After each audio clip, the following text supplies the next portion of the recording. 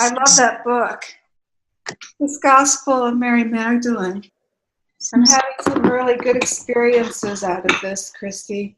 Oh, wonderful. Me too. That's good. Yeah. Let's get started, because the first thing, of course, I want to do is welcome you. Thank you so much. We made it to the final pillar, and as Eileen was saying to me when she logged on, I too am having such an impact from doing this work. And the fourth pillar is, I call walk forth. This pillar of creating heaven on earth. And this is where we really get to see the full embodied demonstration of how masterful she was. And each pillar speaks to a quality and a depth and a level of mastery. Even though it's one sentence in the book, the experience of it goes quite a bit deeper and deeper, because we started with, this is why I tell you, be in harmony. And what does it take to be in harmony? Oh my God, that is a lifetime of training and understanding how to activate the higher self and move yourself into peace, the climate of peace that she was successfully able to live out her life from. And so as we are on this road, this journey, as we walk forth, which is this fourth pillar, is understanding how to take these principles and practice these principles so that we can walk forth on the planet, is so important. So the first one was, when we are out of harmony, we stop and we take inspiration from the manifestations. What manifestations are we speaking of? We're speaking of the manifestations of our true self, our true nature. So the easiest way I've learned to do this is just to stop and remember a time when I felt peaceful, when I was happy, when I was filled with love, when I was kind, when I was gentle. And I remembering my true nature and stopping for a moment and thinking about it. Anyway, it's remembering the peace and the love and the kindness, and any of those memories, they activate the heart and they fill you up with such love and compassion that you're just for me, in a state of bliss. So changing our true nature, this is the wonderful and beautiful alchemist, Mary Magdalene, that had the ears to hear and the eyes to see. So then we went to pillar 2, which was dedication and focus. And this is where we begin the process of enlightenment, and what the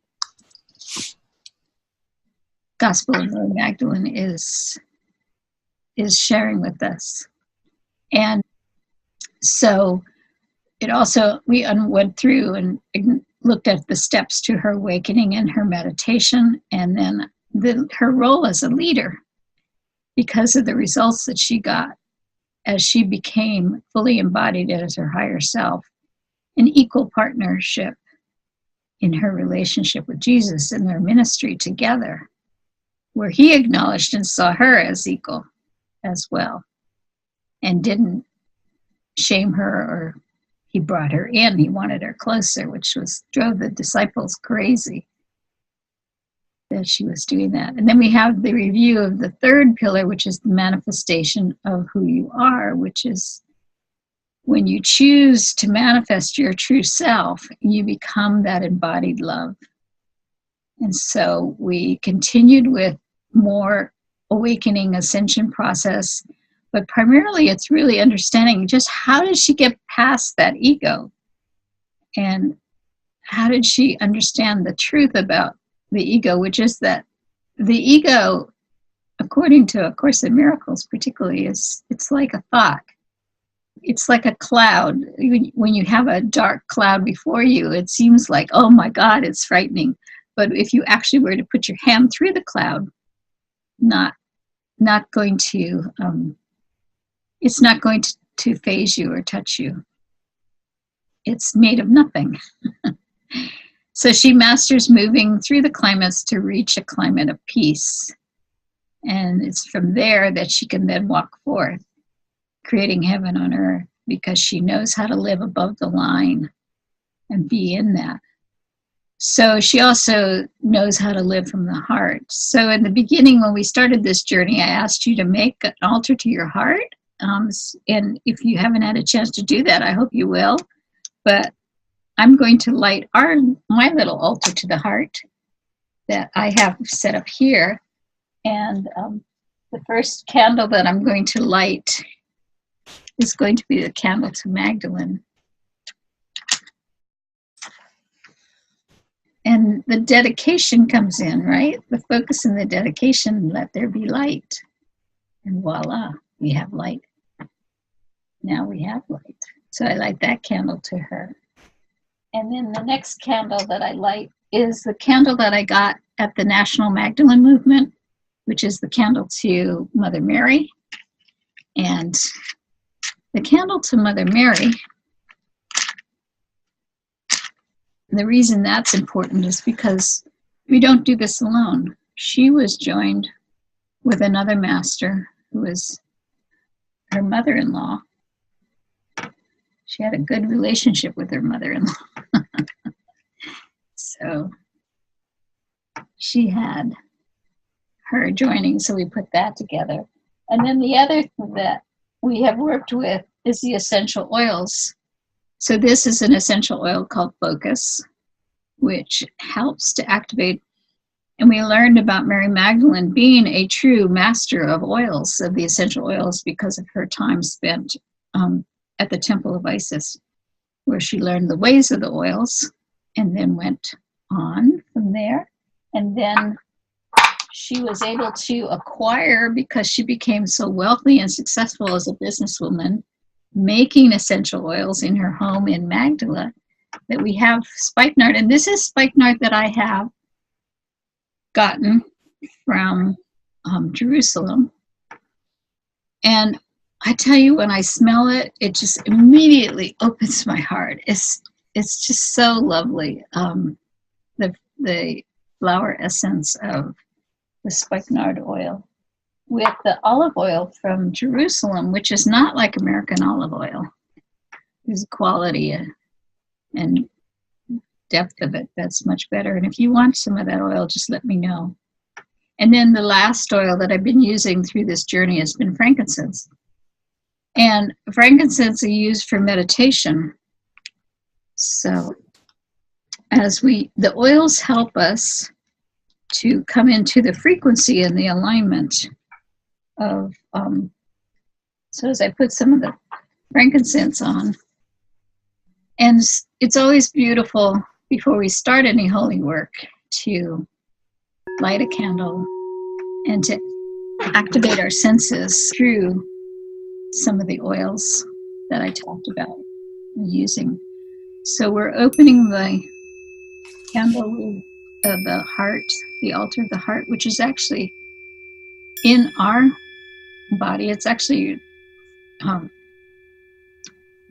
not quite in the center, but just to the left, slightly of the heart region. And we set our intention for grace. So we pray for the grace of God to guide us through this webinar. We pray for the eyes to see and the ears to hear, that we may be opened and illuminated in the beautiful, beautiful ceremony of love that we are about to embark as we finish understanding and going through these principles.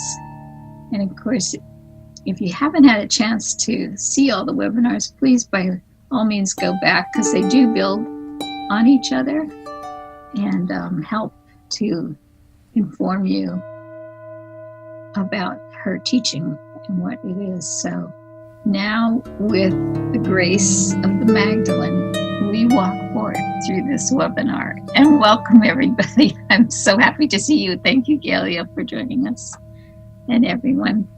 So we will begin our journey.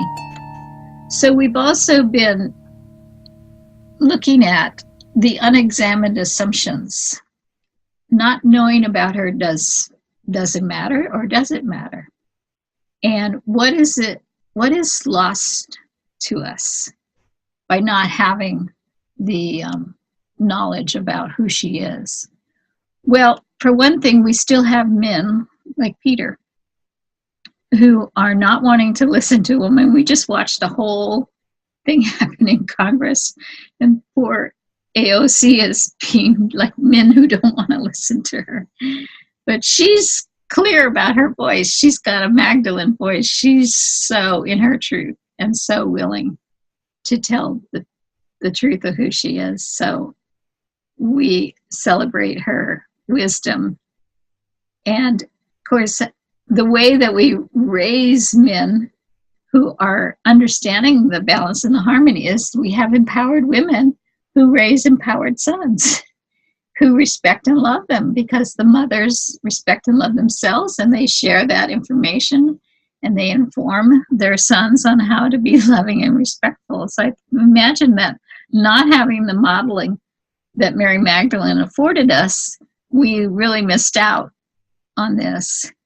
I mean, I'm always blown away by this picture of the Temple of Diana in Artemis. You know, imagine being a little girl walking up the steps, holding your mother's hand, and there's this beautiful goddess statue as you enter the temple, whichever the temple is devoted to which goddess. And usually there's many statues of divine feminine women. And it reminds me of Shiloh Sophia and the Cosmic Cowgirls telling the story about one of the women who came to her painting class where she has them paint the divine feminine. And they bring out this image from within themselves of the divine and put it on the canvas. And this woman became obsessed with painting. And as she's painting more and more, she's hanging them on their wall. Meantime, she's living with a husband who's beating her. But as more and more space on the wall in their home is filled with one painting after another from her obsession with discovering the divine feminine within, suddenly he's not able to beat her anymore, and it actually healed their relationship. So there is something about the image, and we will find out as we go through this why the image of the divine feminine is so powerful and important. We also have the archetypal differences between the priestess who lives and works in the temple and versus the princess who is locked up in the tower and cultivated for the prince, whereas the priestess is cultivated to serve the community through her talents of dance, her song, her gifts, whatever is the importance. So we've lost this culture because all the temples all got shut down. And unfortunately, even though they call this the seventh wonder of the world, this is all that remains. So we knew at one point there was a glorious temple that some little girl was going with her mother to see, and how wonderful that was. But Pope Gregory, unfortunately, they call him Pope Gregory the Great, changed the course of her story. And so we ended up having the problem. So this is where the Gospel of Mary Magdalene fills in what the real story is. That is so important. So she says this statement, I had a vision. And when somebody would read the Gospel of Mary Magdalene and they didn't really understand the nuances of what it means to have a vision or to be have the capacity to vision, they say that when the people have no vision, they perish. Visioning is something that is an instrument of the divine mind. It comes from the thoughts of God, our highest, most powerful thoughts. And so in order to access the vision, you have to stop seeing with the body's eyes, because as we learned in the past um, pillars that the body's eyes can only see the past. So you have that problem of the body's eyes judging and evaluating. Like Peter, how is it possible that the teacher talked in this manner to a woman about secrets of which we are ignorant? See, Peter didn't have the eyes to see or the ears to hear. And so she's trying to tell him, because he's asked her to please tell him. You could see something has happened that's pretty remarkable. Because if somebody comes into a full-blown enlightened state, like when you've ever gone to a sit before the feet of a guru or a true master, we know that there is a high level of consciousness that they're emanating and vibrating, and you can feel it. And so Peter could sense that there is something, but he can't understand it, that the master would keep secrets from him. And of course, he wasn't keeping secrets from Peter. He was trying to get Peter to understand. But this sentence here, must we change our customs and listen to this woman? Did he really choose her to us? Must we change our customs? Yes, Peter, you must change your customs. That's what Jesus was trying to say. You can't hold on to the cultural belief that women are less than when they're not. When they're equal, they have the same living spirit of truth that lives in them as lives in me, that lives in you. And we are all one in that spirit. And if you don't want to allow yourself to open to that and let go of the old belief, then you're going to be not seeing and not hearing what I'm saying. So then, of course, he automatically is judging it. Well, he just loves her more than us, right? Jealous. That's whose voice is that? That's the ego, right?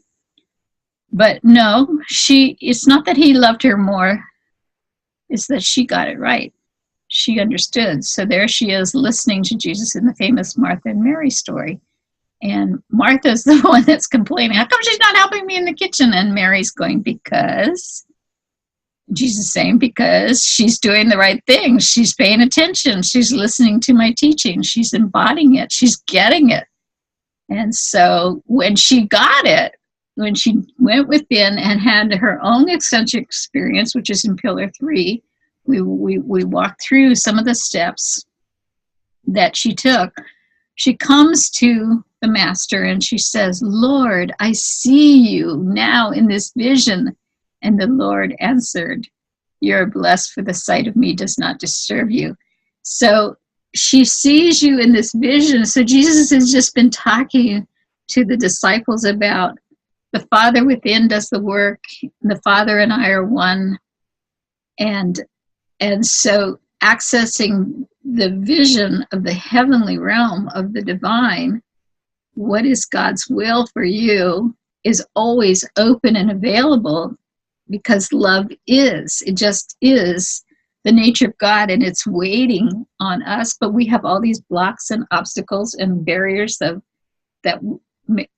don't allow us to really come into full blooming. So, and there's a really strong reason that we have all those barriers, and this has to do with the second part of the sentence. You are blessed, for the sight of me does not disturb you.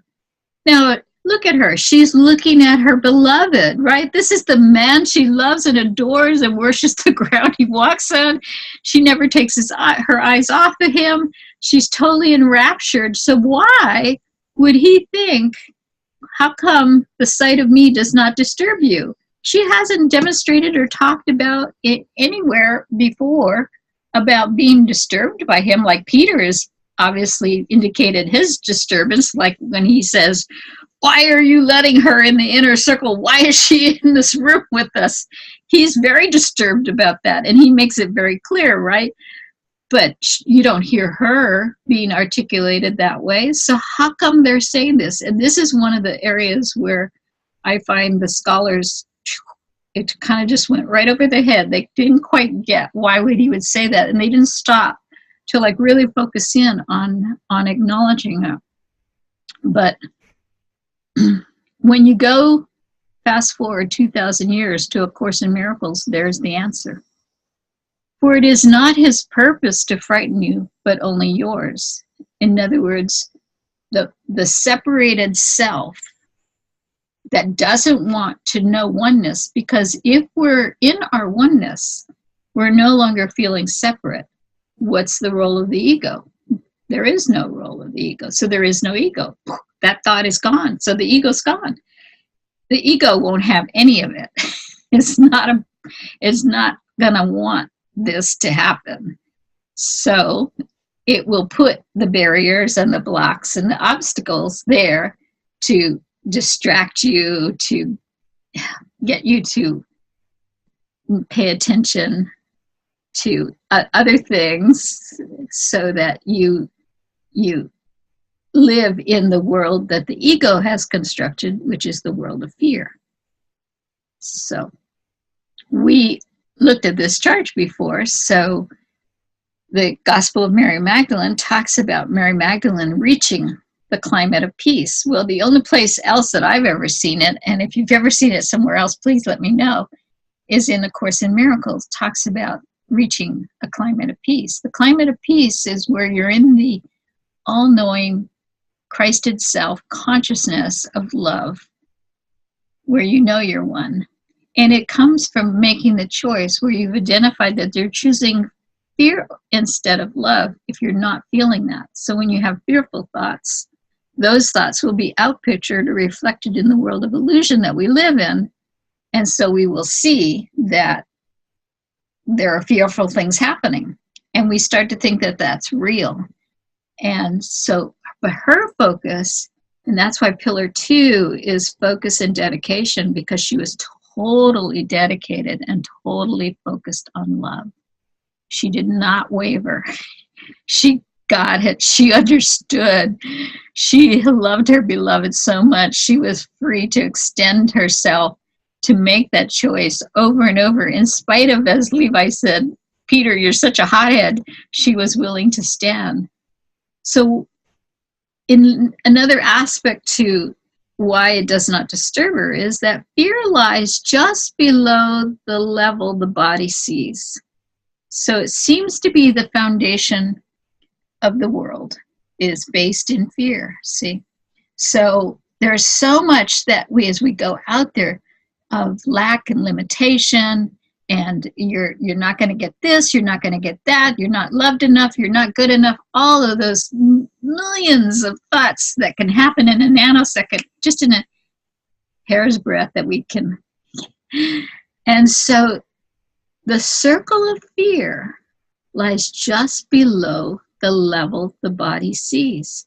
Now she has risen up above the level because she's now moved into having the eyes to see, because she's made the choice for love. And because she's made the choice for love, she's made the choice for higher consciousness, expanded awareness, and she's brought herself into her right-minded thinking, which is just wonderful. So the Course talks about this ring of fear that it's like a cloud. It's not really real, but it does enrapture us. And for those of us that are living and operating below the line in a cloud of fear, then we're going to see outpictured in the world a lot of fearful stuff. And for those of us that have been cultivating and looking at, so what better thing to do than to look at what a master did? Like, isn't that reason enough? Because she mastered it. It's very clear to me when I studied through the Gospel of Mary Magdalene that she really did get to this level. And that's what's so powerful about her. Not that she had sex with Jesus, although that was kind of fun to find out. But so do you have the eyes to see? The body cannot see this, for the body arose from this for its projection, which must always depend on keeping it not seen. So what this is saying is that the body, the form of this separated self, So when I look out at you, I see these separate boxes, and I see these separate people in these separate boxes. And I'm focused because I'm looking with my body's eyes. My body's eyes are bringing the information of light in.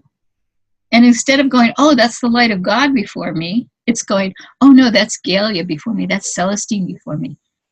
That's all these different people that I'm watching and looking at. And so I have all my thoughts and ideas and feelings about who these people are. And within a nanosecond, I'm making a determination if I should flee or should I lean in?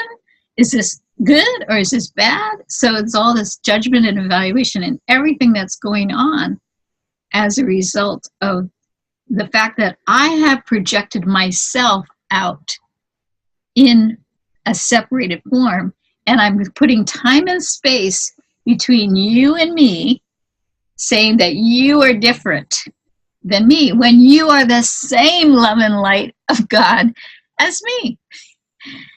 It's just that you're an individuated expression. So if you think of it as a metaphor of an ocean, and everywhere that the ocean is water, and all the water is God. And so what happens is we get to individuate ourselves right out as waves.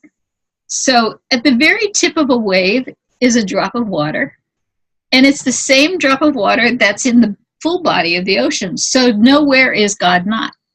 God is everywhere present. But the ability to express as a wave is individualized. So I, made in the image and likeness of God, get to individuate myself as a wave. And so some of us are gentle little waves that lap on the shores, playing at the children's feet, and others of us are big ass tsunamis that crash and burn and destroy. And that's what we get to do. We get to decide what kind of a wave we want to be. And so we make that choice, unless we learn that there is another choice. And the ego is not interested in you learning this. So why is she not afraid? Pillar number 2, because she was dedicated and focused. And her choice is on love. She made that clear choice. It's just a simple, clear choice. So her focus, because it was on love, what does love do? Love lifts you up, right? Isn't there a song called Love Lift You Up? And so she rises herself up through the climate of peace, and she learns to live above the battlefield. And she did it. And we see the evidence of that in the conversations in the Gospel of Mary Magdalene. And so we learn how to be happy. So when there's another section in the Course in Miracles where Jesus is talking about his difficulty. See, the Course in Miracles is basically considered to be a correction of the misinterpretation of the Bible. So it's trying to set things right again. But it took 2,000 years for the Course to even come in, because the consciousness was not there to receive it. So as you read this statement, you can begin to see that what he's saying is that, he was trying so hard to get the apostles to understand what he was saying, and he could tell they were not getting it. They were having such a hard time. And so he said, well, maybe later you're gonna get it. Maybe later you're gonna find out what I'm talking about, and then you're gonna be willing to follow me. But that's not what happened for her. So she is the great demonstration. She is the great model, right, of the one who knew how to do it. So the other thing that we see showing up in the Course in Miracles is that the body's eyes see only the past and separation. So that concept is explored in depth. And that to know oneness comes from a vision of the divine mind. So we want to move from seeing with the body's eyes to be basically, other people might call it the third eye, the visioning process of the intuitive self that knows it's one with God, where And in order to move into a place to access your ability, you think you can open a third eye and move into intuitive knowing if you're all afraid and contracted? I don't think so. I think you have to be in an open-hearted, wholehearted, expanded consciousness to begin to even open the third eye to be able to see. I'm not an expert in opening the third eye, but I'm intuitively thinking that that's probably the case. And maybe we'll explore that more at a later date. And so what happens is you end up living above the line, but it's being in a state where you're accepting the divine, you're accepting yourself as divine, you're making the choice for love. And so the results that you're going to have in your life is that you're going to have the clarity and the abundance and feeling 100% responsible for it, because if you choose to go below the line and you want to blame somebody or judge somebody or get into scarcity, then that is been what you have chosen to do. So when you choose to go above the line into a place of abundance and into a place of being a beingness, a being love, a being in a clear-minded place of blessing people, being in the solution rather than the problem, right? Those are all really important qualities of a life. And you're also very accepting and allowing. So you're not judging the people who are still struggling, because believe me, in a nanosecond, any of us can be below the line unless we have the kind of dedication and focus that Mary Magdalene modeled for us, which is another reason to me. I mean, even just 4 weeks of looking at this material, I was looking at my face this morning as I was getting ready and practicing my notes and whatnot, and I realized, oh my God, I look so much lighter and brighter than the very first webinar that I started a few weeks back, you know. And I remember the morning of the next day, after I did the very first webinar, I woke up and I just was filled with more light. And I felt a lot more happy. And now I'm just like going to happiness so much faster, so quickly, because these ideas and the fact that I've had my focus and my dedication on trying to articulate, you know, what it was that she did and how she modeled. So I'm looking at her modeling, I'm looking at her demonstration, and what's happening is it's informing me how to be my higher self. And when you're in your higher self, you're happy. At least for me, I am. I'm in a much better place than life feels so much better. So her focus and dedication was what really pulled her through and raised her up into this area of being above the line, of just being this beautiful, radiant being. She had so much focus on love. She adored him, but she also was feeling it in her own heart, this love. And the thing about it that's really, the ego will tell you, well, there's not enough love to go around, and there's certainly not enough good men, and there's this, and you know, just don't give too much love to anybody, because if you give too much love, you're going to, you know. And one of the things I love and appreciate about you, Celestine, is you always come up to people and say, I love you, honey. You're just very much straightforward, out the chute, willing to share and give love. And that is so powerful. It works, you know, when you do it. And then, so what happened with her is she didn't stop there. She actually deepened it. So that's the beauty about it. So when you give and extend love and you're connected to the source, because you're in right alignment with and you're in the ability to intuit and vision, your consciousness is connected to the source of all love, God. So what ends up happening is there's no limit to the source and the amount of love. So there's no lack. And so the amount of love that you can extend and push out just becomes You just go deeper with it, because the more that you give and the more that you push it out, the more it comes in and fills you, and you become this conduit, this full flowing force of love. So there's this incredible, the artists saw this and they appreciated this deep passion that she had. She didn't have to worry about anything lacking. She understood.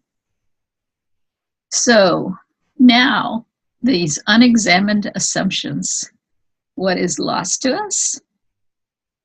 A great demonstration of love. Don't you think? I mean, I certainly do after going through this material. And now when we fast forward, it just so happened, this is January of 2019, and the headlines in the paper were the DC Cardinals knew of the sex allegations. Despite public denials, the Cardinals knew about the sexual misconduct, and the Vatican was even informed about what was going on. So these atrocities, so even though Pope Francis has made some strides by making Mary Magdalene the apostle to the apostle and giving her her rightful position, he still was involved in not bringing forth the truth and taking action on it to put the right course of action. And of course, what I've heard him talking about in conversations, in articles and whatnot, is that he's actually trying to open it up so that priests can marry. So priests can actually start marrying, they can get into more harmony and not be denying themselves, so that this perverted way of dealing with their own sexual humanness doesn't come out in these weird ways that hurt children.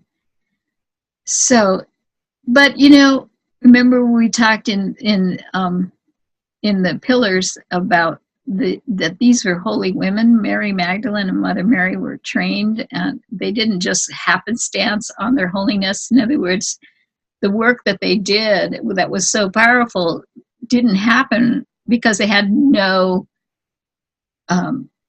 training or conditioning, or they were holy women and they were steeped in it.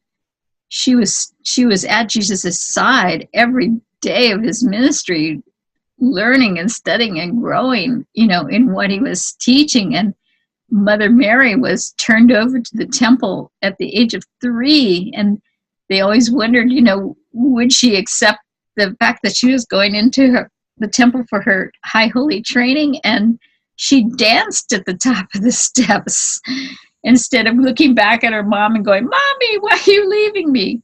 Because she knew her destiny. These women had very high conscious grandmothers. So we no longer have grandmothers taking us to the temple for our sacred training.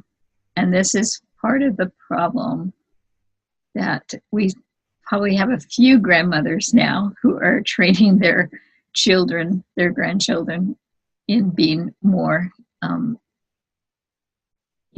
So even though the church put out a public proclamation back in 1969 that Mary Magdalene was not a prostitute, we are still seeing that women are suffering tremendously today.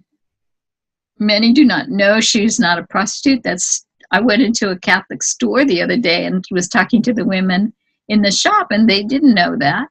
They still think she's, a sinner. They still are holding this concept. So her modeling as the empowered feminine leader is just barely starting to emerge, and it's certainly not fully embraced nor understood. And so that's why all of you that are on the line and the call, I was so grateful to all the work that you're doing as women in this world, in the different ways that you do it, because we're 51% of the population. And we don't agree to this. 24% of American children living in poverty. And even in Marin County, the wealthiest county in the United States, 1 in 5 children are food challenged, by a report that came out a couple of years ago. That is pretty outrageous that we have that. And now only tourists fill the halls of the temples, unless you go on a sacred pilgrimage with a sacred teacher, but then you have to, they let you in at 4 a.m. or 5 a.m, and then you have to get out of there before the before the tourists show up in busloads, huge busloads of tourists. But the idea that it's a sacred temple, the tourists are, their eyes are kind of a little, they're not like above the line, seeing above the line of fear, right?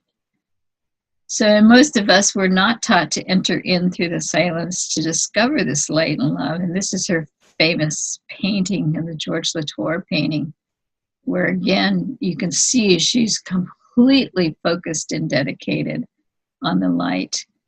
And it's interesting, the name of the painting is The Smoking Flame, right? Where there's smoke, there's fire. So if you want to see where is this spark of love, where is this incredible passion of profound connection in the process of enlightenment, it's where there's smoke, there's fire, and it's the fire of love. Because often you'll see the Christ heart is a flame, right? When you see some of the old Catholic paintings and everything, even they had the flaming heart, the fire of passion. So where there's smoke, there's fire, because she's on it. And so what this artist is trying to do is he's trying to show us just how did she manifest this? How did she do it? Well, first she stopped and she paid attention. She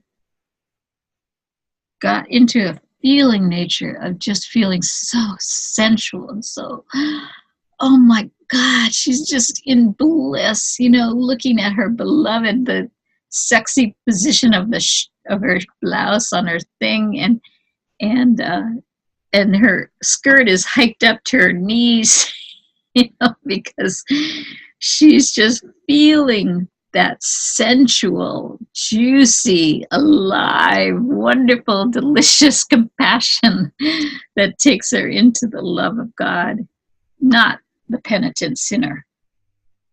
Right? You see the difference? It's a big, huge difference. That's why they call him a heretic painter.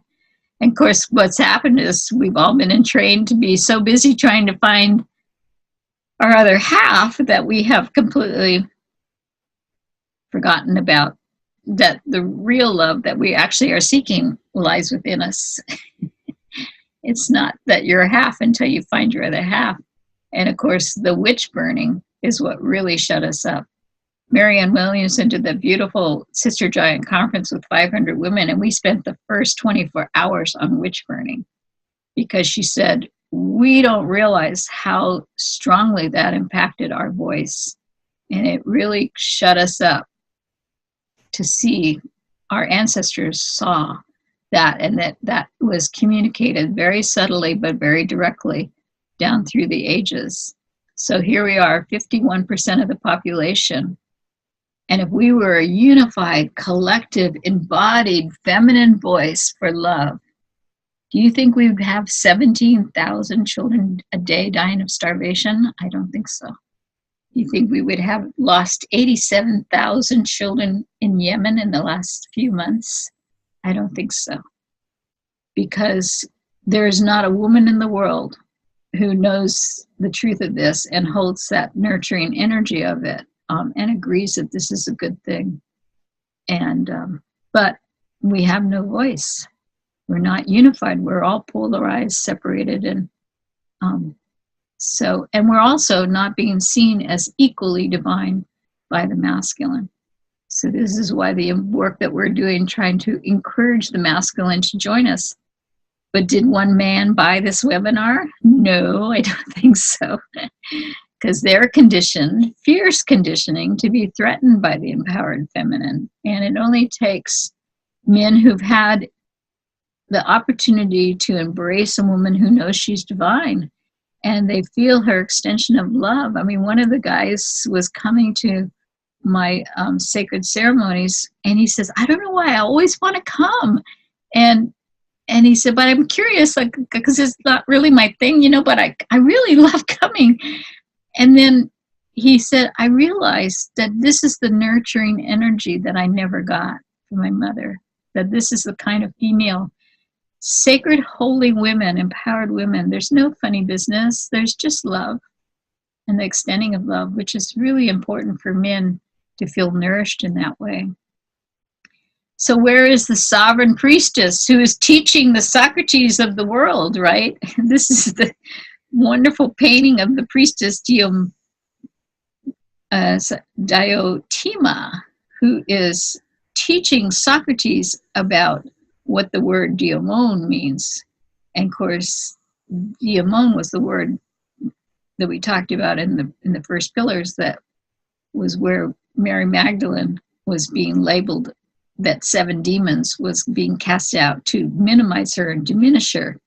But that interpretation of diamon being a demon-like character, like a Halloween demon living in your body, came from the 12th century, not from the original time periods. So in Socrates' day, it was Diotima, who was a priestess in the temple, teaching Socrates that the word diamon means the aspect of human transforming to divine, to becoming godlike. So it's the awakening process, which is what she experienced when she met Jesus. Not 7 demons coming out of her, but that her full-bodied awakening happened when she stand before herself.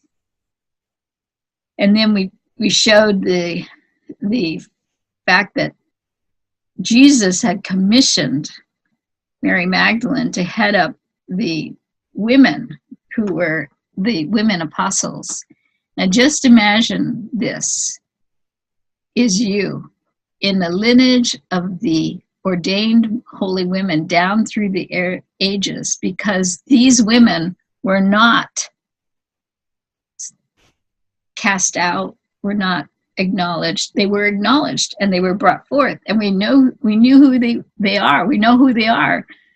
We barely know that they existed. It's only the Urantia book that brings that to light.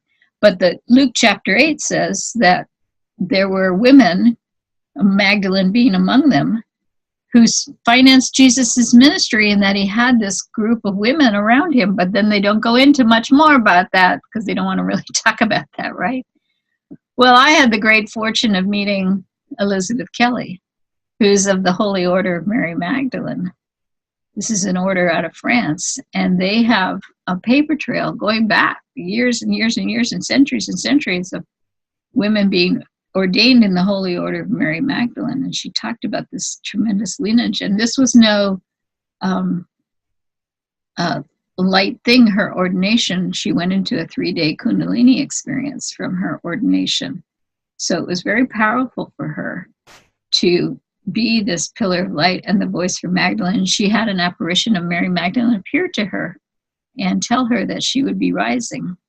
And when I met her, it just cracked open something in me, and it woke something up in me. And I've been a passionate devotee of Mary Magdalene's ever since then. It's like, so I'm very grateful to Elizabeth for getting me started on this path and sharing her story about what happened to her.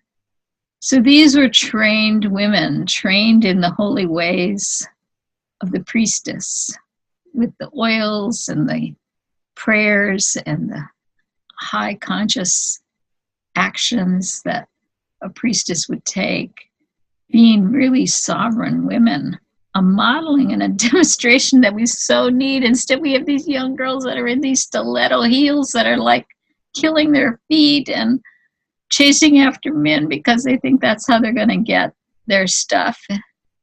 Well, there is a growing body of women who are stepping into becoming empowered holy women. The priestess movement is rising, and it's growing and expanding. So I'm doing everything I can to encourage and support it. So we just take a minute and take in these images. Just speak so much to me of this empowered holy woman. How strong and compassionate and amazing if we had been trained by them who trained others down through the ages till we get to this place. So, but where is the voice of the empowered feminine? She's rising, it's coming. I just listened to Marianne Williamson announce that she's running for president, and she's definitely a voice of the empowered feminine. And so are the other women who are stepping forward. We never had so many women sign up to run for president before. But we'll see what happens if we get a woman president or not. I don't know. The throat chakra has to be fully open. But not only does the throat chakra have to be open, but we have to be in that vertical alignment with the consciousness of peace, because at the level of peace is the level of safety. And to just have the throat open and not have the consciousness up at the level of peace, you're not going to have the safety that women need in order to fully express their highest consciousness. So this is where we're hearing the call to rise up. There's definitely a call that is happening. You all have been called, or you wouldn't be here. And those who hear the call, and especially if you feel the resonance of it, you are called the Forerunners of Mary by Jesus in the Course of Love, which is a wonderful book that I've been involved in studying with. And I love that term, the Forerunners of Mary, because we've been out there trying to do our best to open the hearts and minds of people and to celebrate the joy of the divine feminine. And but there's fierce conditioning against this, it's not. So Jesus is speaking in the Course of Love, and he brings forth a new idea. And that is, he's saying, my mother, Mary, was responsible for the incarnation of Christ in me. So he's in essence saying that we need to go back and look at what my mother did. So there's a solution here to our problems, right? Being above the line, which is where we're looking at the solution. And so we breathe in a sense of peace and love. And I've also seen the solution in A Course of Love. But don't pick this book up unless you're called to it, because this is not about proselytizing or promoting anything.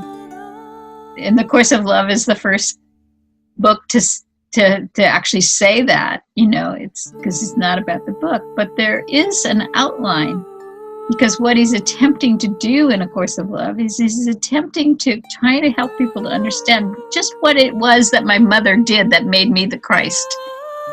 And of course, then what I started to notice is that these ideas were mirrored and reflected in the Gospel of Mary Magdalene, as what Mary Magdalene, who was working and traveling alongside Mother Mary, and what was informing her to be her higher self, all wrapped in with the fact that she had a sacred masculine that was willing to see the truth of who she was, that she was equal, and that she was the brilliant, beautiful love and light of God, right? And so the more we move to this divine, some people will say nous, and others say nos, in our hearts, we learn to live in a state of wholeheartedness. And this learning to live is what is trying to be informed in us. It's beyond learning, because it's actually a direct experience of knowing. And the knowing comes from the nous. And the nous is of the divine mind. So it's not something that you can actually teach somebody, but it's something that's available to us should we choose to go in deeper, should we choose to look at what has to happen. And of course, you can't do it unless you have a forgiving heart. So the more that we can move into a forgiving heart, then we have that opportunity to actually get and be a more of a living demonstration in walking forth. And this is one of Kathleen McGowan's favorite pictures of Magdalene. And I'm coming to love it more and more as I see it, because she's so regal. She's so dignified. There's so much respect that is held for her here. But you'll notice down at the bottom, her little toe is sticking out at the base of her skirt. And if you've ever seen the paintings of the goddess Inanna, she always has her toe sticking out. So it's letting you know that she is sourcing the goddess.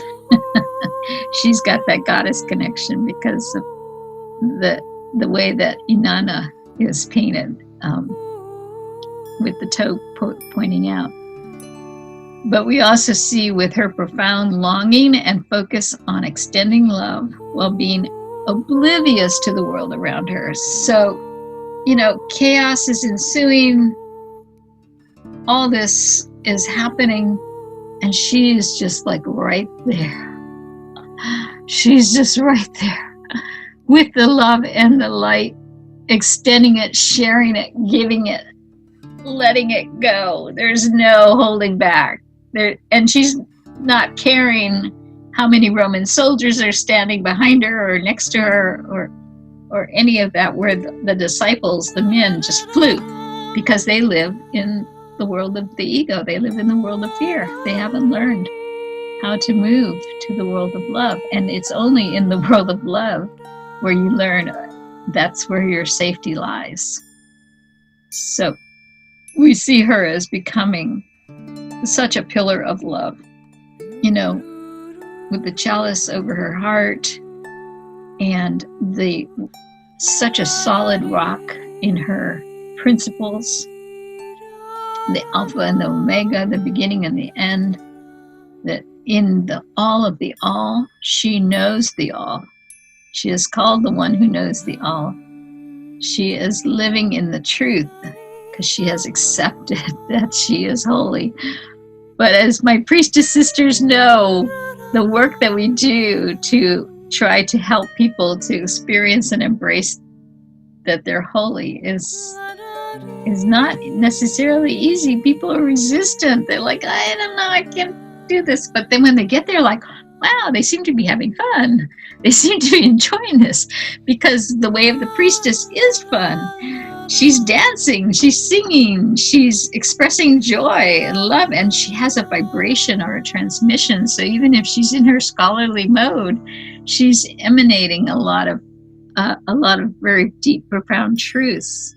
But then she also knows how to be silent, because she's so fully integrated in her anthropos state of being connected to the all and expressing the image and likeness that we are the living spirit.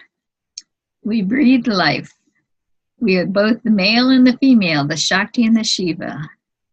We are one in that truth. So she has become whole. Anthropos, fully integrated, whole, with the eyes to see and the ears to hear. I like how this painting is got her ear towards you, and the Holy Spirit is right above her as the dove, the golden dove with the golden ball of light, holding, guiding, and directing her life, so that as we walk forth and as we gather. So this is where we begin to practice being able to see the indwelling spirit of love in each other, and acknowledge that Christed self before you, that Goddess self before you, that Godhead self before you. And we try to clear away on our path and come into a position of neutrality and connectedness, so that the love and the light of God is coming down through us, blessing us. It's like the best, yeah? It is so much the best to be in that, because it's a lot more fun. And then we have the rose over in the corner, because we learned that the scent of the rose, which is now being commercially removed from all commercial roses. You can't buy roses that smell anymore. You have to get a garden rose. So plant your garden roses, please. The scent of the rose opens the heart and begins the process of ascending into our greater truths. It's very, very important that we have that experience. And then as we gather, we get to be our spacious selves. And this is what the Course of Love is trying to teach us, that when we're in a right alignment, even Eckhart Tolle in his Power of Now, that when we go into right alignment, rather than things being rigid and constricted and contracted, things become spacious and open-hearted and wholehearted. And there's a lot more sharing and generosity and deep listening and support. And we begin to see each other for the truth of who we are, that we are all whole and complete. So we're not acknowledging the pain and suffering. We're actually uplifting ourselves so that we can be manifestors of the good. And she turned their hearts to the good. That's what the Gospel of Mary Magdalene says, that through her practice of entering through the silence, being willing to do the work, she let herself drift into the truth. We take a deep breath in. For the breathing now is a breath that comes through the heart. And they know that if you actually touch your heart, you will activate the neuron receptor sites that allow the wisdom of the heart to take over and manifest and remove you from the thinking mind, which is judging and evaluating, to the open heart that's connecting in love. First with yourself, and then you're extending that love and sharing it out with others.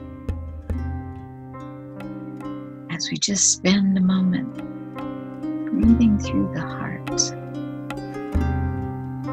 remembering the love that we are, and we remain focused on the light, the beautiful light that we see before us. It's all light and it's all love. There can be nothing else. There's only thing that is real, the Course in Miracles says, is the love that you are. There is no wind that can blow it away. There's no fire that can destroy it.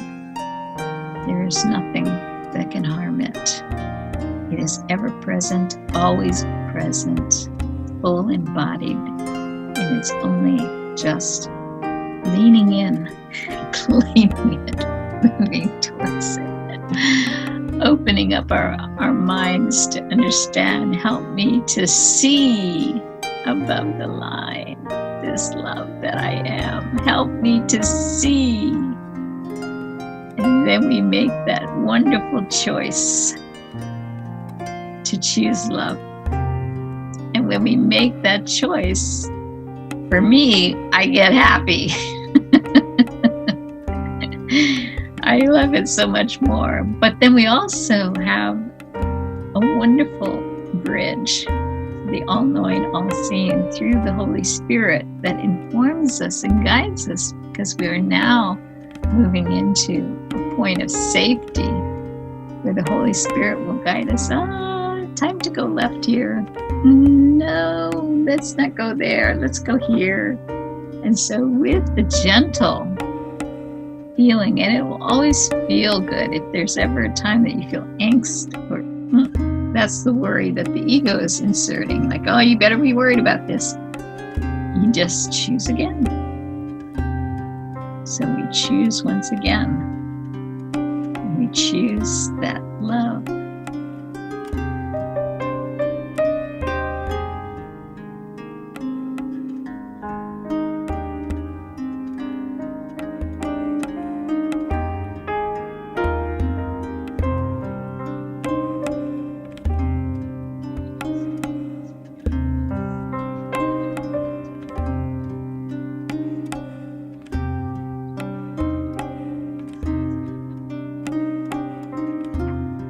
Connecting to the heart.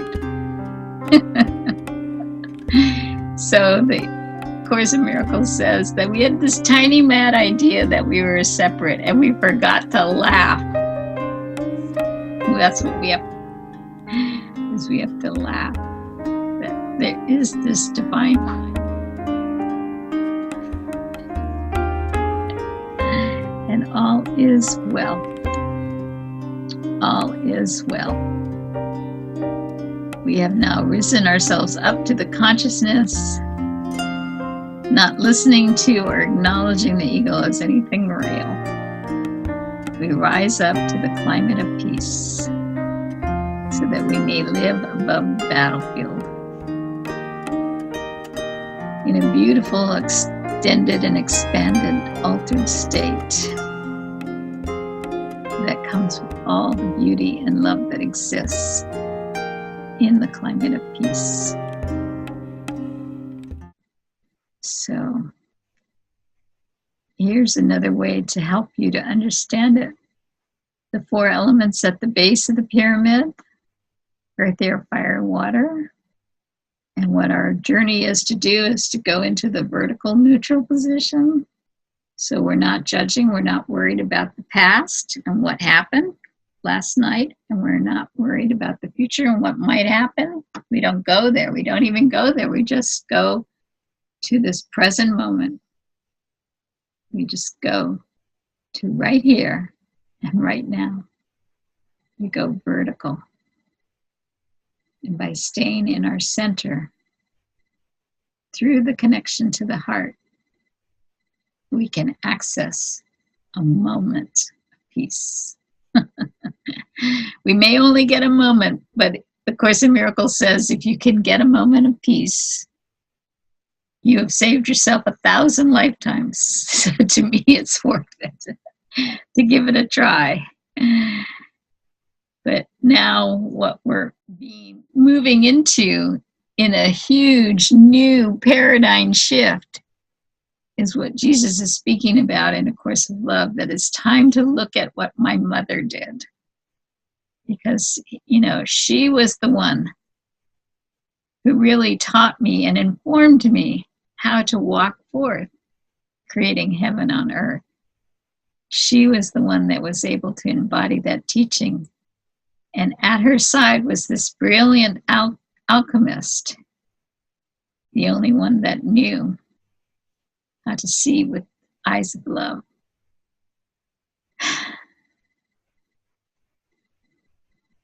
And how did she do it? By seeking him. H period, I period, M period, instead of him, the man. This is where one of the biggest misinterpretations of the Bible, we're all focused on this man rather than focused on seeking him. So when I was teaching or seeking her, because as we learn to become embodied in our own spiritual journey, like this is a beautiful experience that Diana had of being in the bridal chamber at one of her rituals, and we had this magical experience of the blue light forming at her heart. We don't really know where the blue light came from, possibly her necklace. But it's really about the spirit. It's not about the gender of the male or the female. It's really about knowing ourselves as spirit and knowing ourselves as love, right? However, in the Gospel of Mary Magdalene on page 8 contains the code that has strong male language. And I was going through the book, teaching it to a group of people, and I came to this section and it says, "Go to him, and for those who seek him and find him, you will know the kingdom of God." And I'm going, oh my God, him. Now, we know that spirit doesn't mean the man Jesus, because that's been made quite clear that Jesus has been trying so hard to elevate the status of women. He's been trying to teach the disciples that she is spirit, and in her being a spirit, she becomes one. She's like inclusive, humankind, mankind. She's not separate from, she's a part of and connected to the all, the same that as we all are as humankind and mankind, made in the image and likeness of God.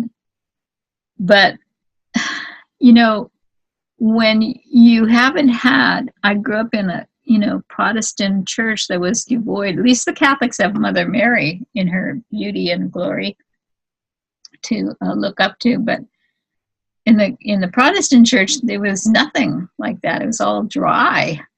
And so the hymn part just hit me like a ton of bricks. And there I am sitting in a morning meditation as I'm about ready to prepare for this class to teach to a Divine Feminine group. I just asked, what about all the hymns? You have to help me here. If you really want me to surrender and accept him as him, the man, I will. But I want to just help me to understand this. And this is one of the major messages out of the Gospel of Mary Magdalene, is we are being told that we can ask for help, to understand things a little bit better. So I'm just sitting there quietly in my meditation. I have not been thinking about much of anything. I kind of just let it all go. And all of a sudden I hear this voice and it says, him, you tell them it's H period, I period, M period. And I went, what? H period, I period, M period, what is that? Well, H equals heaven, I equals in, and M equals me. Him is heaven in me. Woohoo! That to me was just brilliant way to help me to understand why I want to seek him. For those who go to him, who seek him and find him. So if those who go to him and seek him and find him. The very next sentence in the Gospel of Mary Magdalene was, walk forth. So we walk forth as heaven in me. So then she goes on to say, instead, let us praise his greatness. That sounds like the man. We've got to praise the man's greatness, for he has prepared us for this, right? He's trying to teach us who we are and what we are right now. Try this. Instead of let us praise his greatness, his becomes H period, I period, S period. Let us praise heaven in service to greatness. Isn't that what he's asking us to do, to be in service?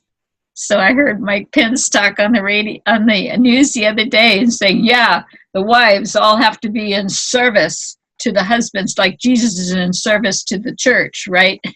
And he's got the twisted idea, like I'm the man and my wife is supposed to be in service to me, right? And no, it's that quality of love is in service to greatness. So it's like that, what Magdalene's doing is she's demonstrating and showing that when you're connected to a flow of love, when you're in this vertical line place and you're sharing love and extending love and whatnot, there's no lack, there's no limit to how much love. Like if I give you a ton of love, it doesn't mean that the next day, oh my God, I better be careful because the next day I'm not going to have very much love left. After all, I gave all of it to Galia yesterday, and I won't have any for Celestine tomorrow because I gave. No, I can give as much, if not more. In fact, the more loving that I learn to be, the more loving I am to myself and others. I'm able to continue to access. There is no limit to it. So, but the ego said, well, you better be afraid because, you can't just go around giving that much love. It's like not okay, and what will people think, by the way? So he's calling on us to become fully human, anthropos, right?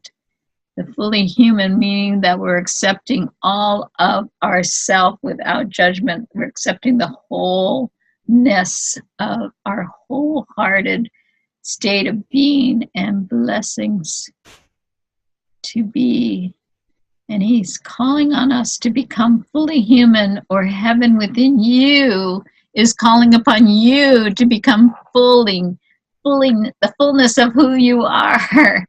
So heaven's enlightenment, this aspect of the divine that's in you, is asking you to become whole, to not be fragmented and polarized and separated and back off in different and parts of yourself and put some parts in the shadow, and we don't acknowledge that shadow part until it's so glaring and in our face that we have to acknowledge it.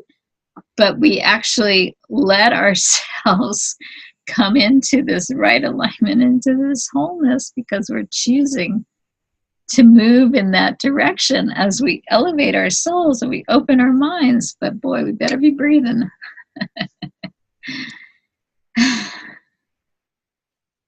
So we take a breath, right? And then they said that the good came among her. Allow the good to come into your heart. That she turned their hearts to the good. Because the disciples at the end of the Gospel of Mary Magdalene were so terrified because he had just been crucified, right? And they think they're a body. They think that they need to be, they're still listening to their ego, that they have something to be afraid. But she went into a state of grace, and she rose up and she said to them, the grace is among you.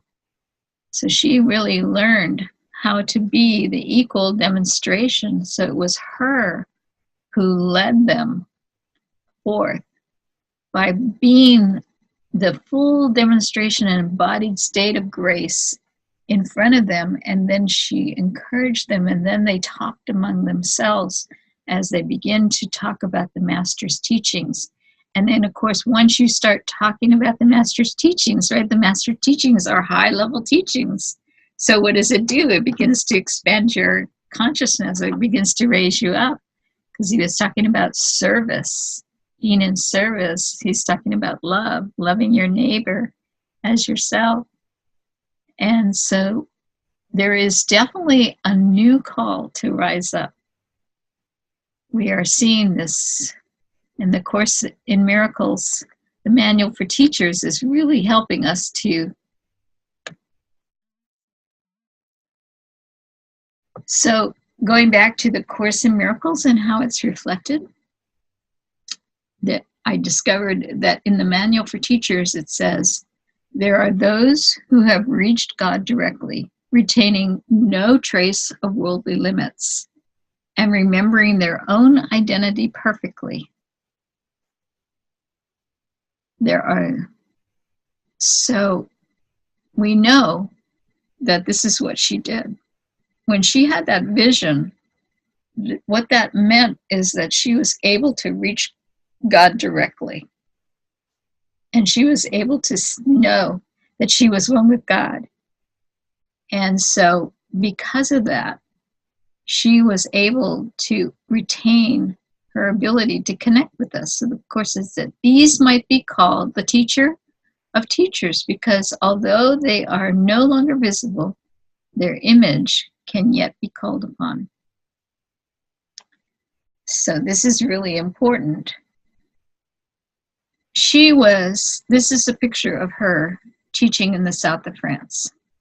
So she was and that's what she did according to the legend of the remainder of her years, was her taught. And there's cathedrals and chapels all over the south of France. When you go and make that pilgrimage, you'll see so much devotion and love to her and the work that she did. So these might be called the teacher of teachers, because although they are no longer visible, their image can yet be called upon. So you remember the story I talked about in the beginning about these women who painted the image of the divine self, and then they were healed. So when we see the image of her, when we see these, if we were little girls going to the temple and seeing the image of the divine goddess before us, it informs us how to be our divine self. it opens up and allows us to accept ourselves as divine. Instead, what we've been told is that we are sinners and that we're bad, and that is the problem, is our fact that we're sinners. So, you know, her being restored as a true teacher, the teacher, is really important. So in A Course in Miracles, the manual goes on to say, and they will appear when it is helpful for them to do so. So more and more women are now having apparitions of Mary Magdalene. Mother Mary's apparitions have been going on for a long time, because I think the Catholic Church was willing to hold her up and be there. So people became informed about that, and therefore they had the eyes to see her more so than the Magdalene. But if you don't see her, to those whom such appearances would be frightening, they give their ideas. Like for me, she's been giving me ideas from day one. So one of the ideas that has been clearly brought forth for me is that I learned that the Gospel of Mary Magdalene is mirrored in A Course in Miracles, or vice versa. It would be the other way around. In other words, when you're reading the Gospel of Mary Magdalene, suddenly you'll see the passages, the stories, the ideas that are outlined in the Gospel of Mary Magdalene as just talking about the demonstration that she is. She is probably the most powerful master of Course principles. So I'm going to be starting to do some work on teaching, because I've marked up my book, as every time I've come across a point, when I was reading, I went, wait a minute, that's it, the Gospel of Mary Magdalene. I wrote MM.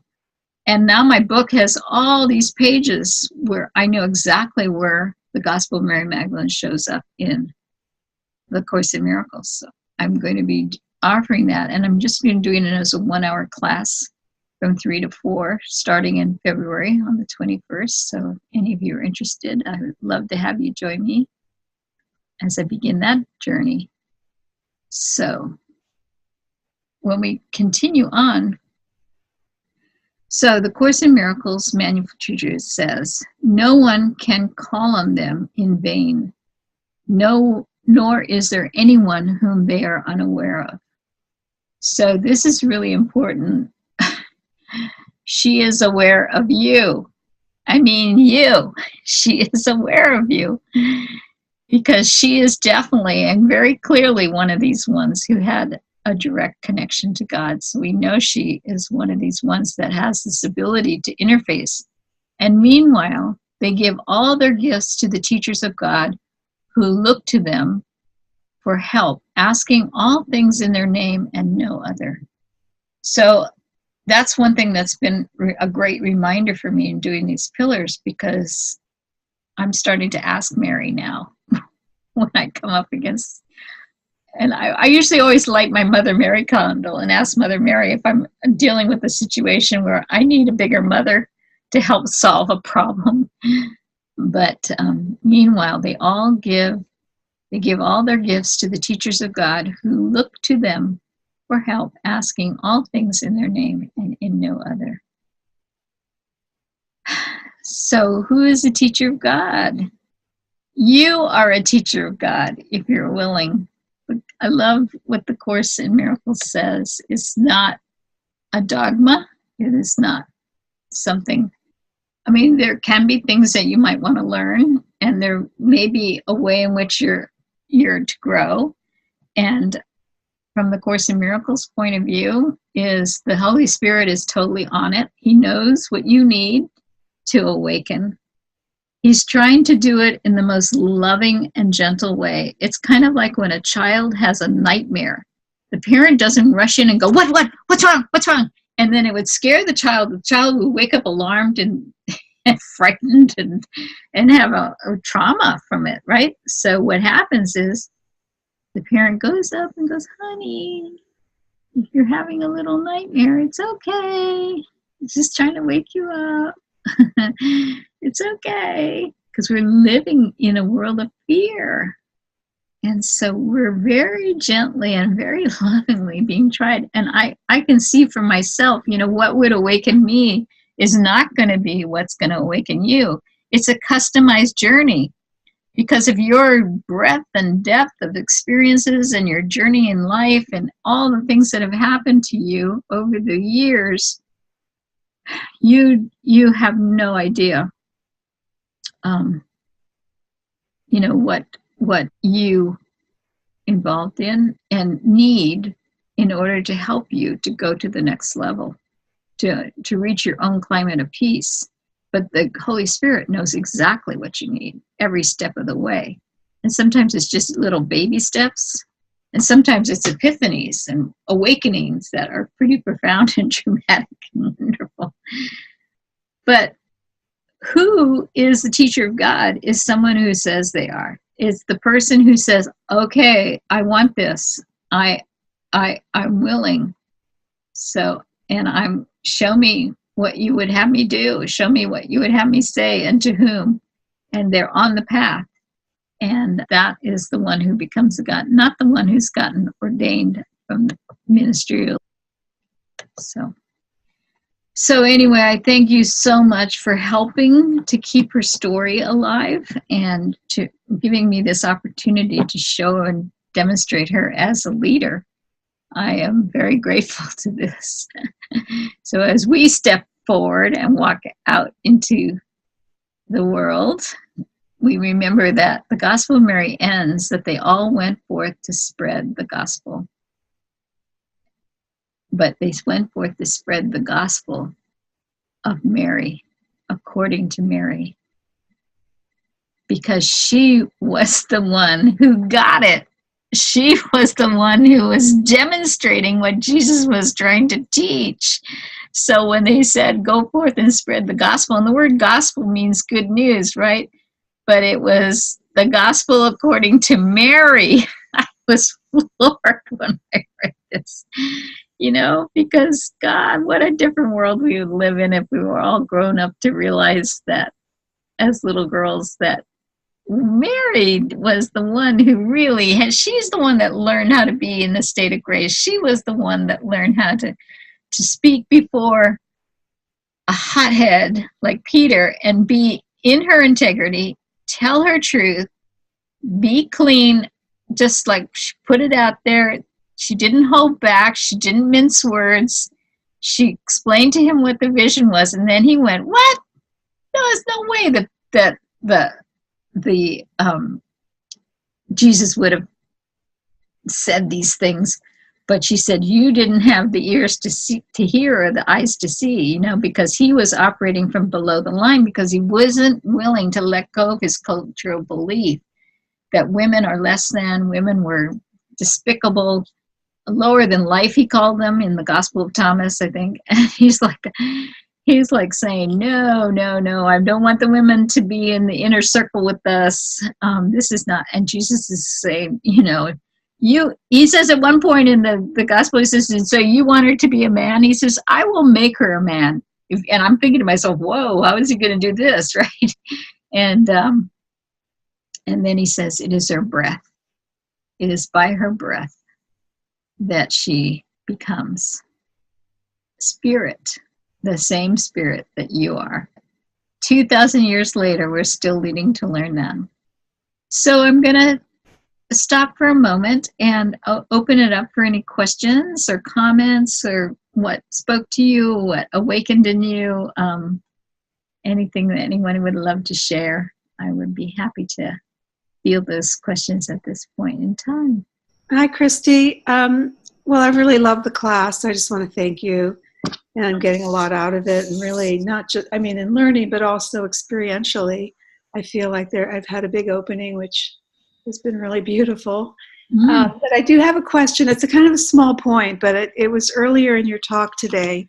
You were showing us this picture of, it was the one where it says, she was the one who had the vision and could see him. And so Jesus says, kind of like, well, you get it. You're the one that gets it. Do you know what I'm talking about? Yeah, where he's saying, where he's saying, why this didn't scare you? Right, exactly. Hmm. And I noticed in that painting, and I've noticed it in other ones too, where even though, we are establishing that relationship, and it kind of separates her from the others, but she's still like on her knees at his feet, looking up at him adoringly. It doesn't seem like equality to me. It's No, like, absolutely not. I mean, it's a good point.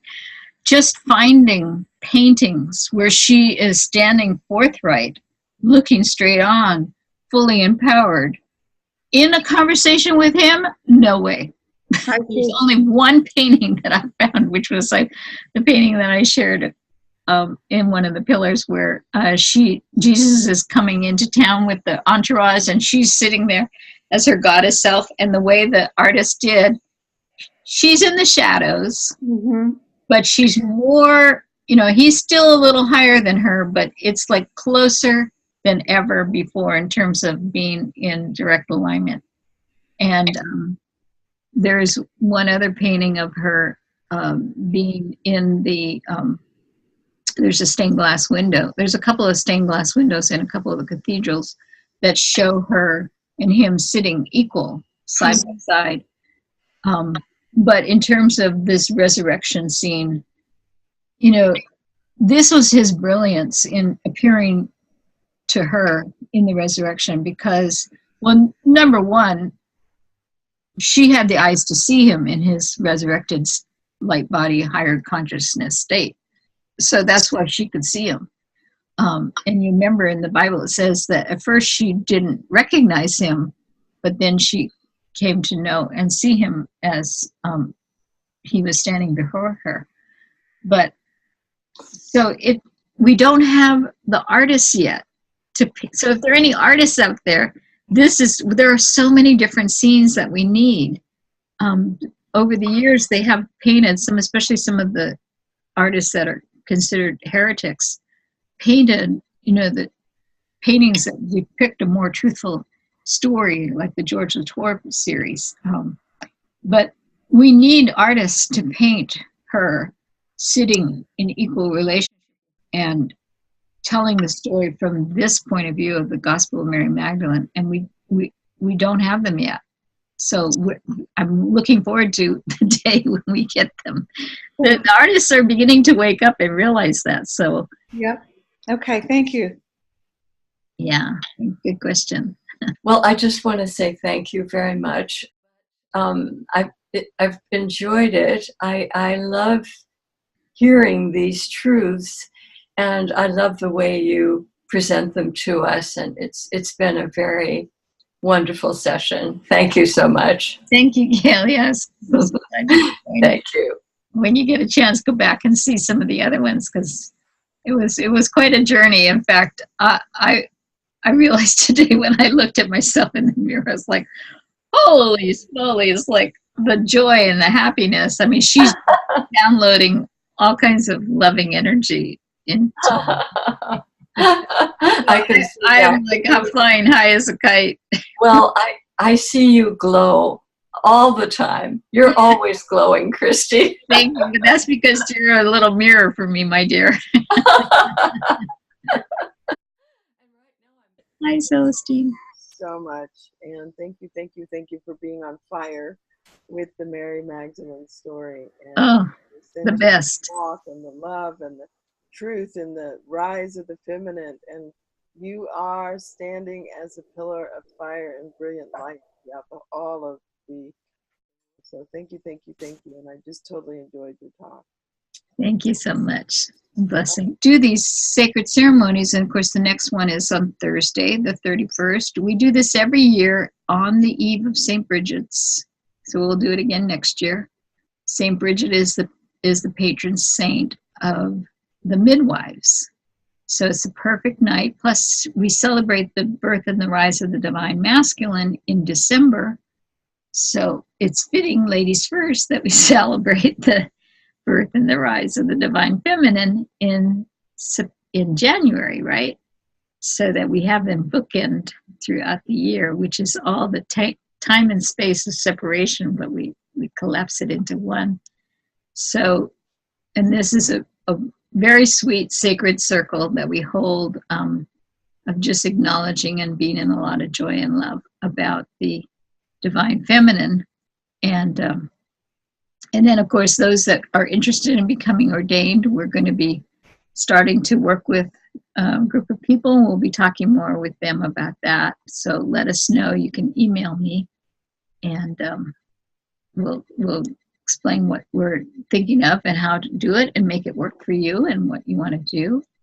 So send your emails to us if you're inquiring about wanting to become a devotee, because the other thing is that we're having a monthly gathering of what we call the Forerunners of Mary. And this is what the Course of Love is basically saying, is that when you learn that there's a choice and you choose to be in the love and you choose to rise in consciousness to the climate of peace, what happens is you become more spacious and you expand out your world. And in that spaciousness, you create a field, and that's a field of love. And that's basically the whole process. So on the of developing what we call the new earth or the new paradigm. So on the second Tuesday of the month at Open Secret, unless it's a full moon night, that's the only night we can't do it. But other than that, we're normally there. We have, and you can go to the acourseoflove.com and check out the website there, because they have all kinds of offerings, and lots of YouTube videos are also there. But the concept is pretty simple, is to join, to gather, and work together. So as we come with our empowered self, joining with someone else who's with their empowered self, and then we're sharing. And in that sharing, what happens is we create the field of expansion. We create the field of higher consciousness. And so then we continue to make the commitment to stay above the line. So we're clearing, releasing, and letting go of anything that would be a block or that would prevent us from knowing the truth of who we are. And we get more and more skilled at this. So this is how we're going to get this new earth that we hope, that is not encapsulated in fear. And so when we have a world living in love, we have to have a people that understand they need to let go of fear and move into love. And then in the connection with love and going into a neutral, because we're not judging or evaluating what happened in the past and afraid of that, and we're not worried or in fear about what's going to happen in the future. We're accessing our divine right sovereignty in this present moment. And we're looking to the love that we are to inform us. What would you have me say? What would you have me do? How would you have me serve? Who should I be talking to? And so we're listening with, do you have the ears to hear? It says that throughout the Gospel of Mary Magdalene. I remember when I was first reading it, it was like I kept saying it over and over, like, do you have the ears to hear and the eyes to see? And I'm like going, oh, why do they keep repeating it? And this is why, because they're checking in. You know, if we cultivate the ears to hear, what we're hearing is the guidance of the Holy Spirit. And with eyes, it's the seeing from the vision of the Christ mind, the Buddha mind, the Krishna mind, whatever you want to call it, but it's the mind of the consciousness of Godhead that sees through us as love, extending out to everyone, this love, and then we practice it with each other. We practice rising up, we practice blessing each other. For after she said, you know, after all of this came down, this blessed one greeted them all by saying, may my peace arise and be filled within you. We're going for the peace. Thank God. Thank Goddess. We're going for the peace. And we will all get there. We're all going to choose it at some point. But we need the forerunners of Mary that are willing to go forth and to spread this good news that it's about love and peace and joy, and we use the tools of forgiveness and whatnot to clear away. So if you find that you don't have a forgiving heart, you may want to explore Eileen Parker's work on the pathofforgiveness.com, and she's offering all kinds of retreats and workshops, and she does mediation and work individually as well. So please do that, or you can also reach out to me. I'd be happy to. I have many offerings that I'm offering throughout the year, and people can also reach out to me for some individual support. I'm happy to coach anyone who would like some additional support on how to bring in the right alignment when you're feeling, I'm not in harmony, my life is not harmonious. So how do I get back into that? Because when we share with each other and we extend that love out, then what ends up happening is that we end up building it and growing it, that muscle in ourselves. So we thank you so much. Thank you all for joining us. I appreciated it.